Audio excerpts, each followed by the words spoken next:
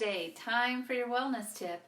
And I want to talk today about low fat or no fat, which is the better option for you.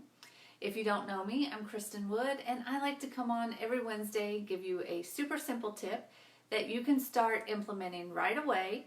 And when you do it with consistency, you are going to see some changes in your health and wellness. And today I want to talk to you about low fat or no fat, which is going to be the better option for you. And then I've got a question. What if the best option for you was the full fat option? So I've got a couple things that I want you to think about, and it's really going to come down to a decision based on kind of what you are after in your health and wellness goals.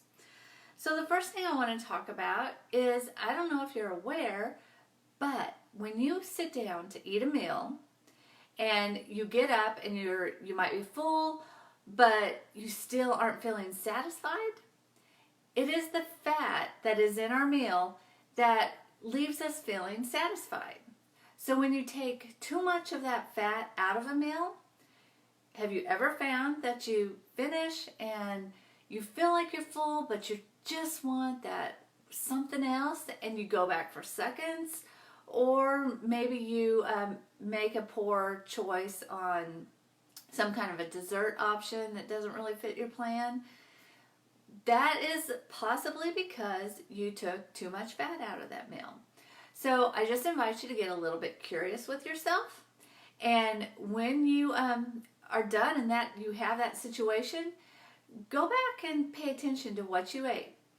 Maybe the next time you make that meal, or someone else made it for you, but the next time, maybe there's a healthier fat option that you can add to it, so you leave that meal feeling more satisfied. The other thing I want to share with you is that all foods are made up of four things. They've got proteins, fats, carbs, and water. So if a manufacturer takes one of those things out, there's a void, and it has to be filled with something. So when fat is either reduced or taken away, oftentimes manufacturers will fill it with a sugar product. That is the most common thing. So I don't know if you're aware, if you've seen it before, but Americans are addicted to sugar. It is a really big topic out there in the world nowadays. And when you think you're making a healthier choice by picking low fat or no fat, and you've really added more sugar to your diet, if sugar is something you're trying to watch, that's going to be a problem. So you do need to pay attention to the ingredients list and just watch your packages so that you don't have sugar sneaking in with low fat or no fat. Another option, when there's that void that needs to be filled, manufacturers might put a chemical combination. So if you haven't caught all my wellness tips, you need to go back and catch up. But I have talked several times about how counting chemicals could be better for you than counting calories.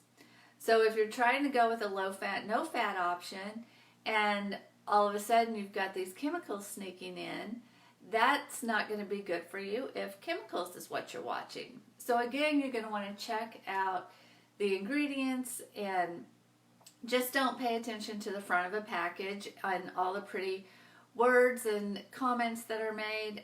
Might not be true. You've got to check that ingredients list so you know what you're getting. So those are some things that you need to look at. There's a lot of different things you could be focusing on in your health and wellness. You might be looking at cutting back sugars. You might be looking at watching your gluten or your dairy. Maybe you want to go more towards a whole foods diet, or even towards vegetarian or vegan. There's a lot of options.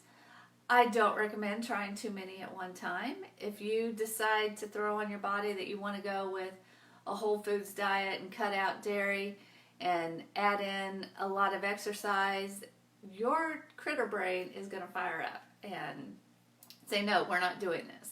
So what I recommend is just pick one thing, start with one little thing, and make a 1% change every day, and let your brain catch up to the fact that you're not trying to damage your whole body, that what you're doing actually is something you can do and it feels good. And once your brain starts seeing the positive effects, it's going to be a little more open to making another change. So just kind of stick with a small change to move forward every day. Just 1% is all you need to do. So I hope you got something valuable out of this. Let me know where you're at on your health journey. Maybe what kind of food plan you are trying to do. And you never know, maybe next Wednesday's tip will be something kind of catered to what you're doing. So hope you have a great day, and I will talk to you later. Bye-bye.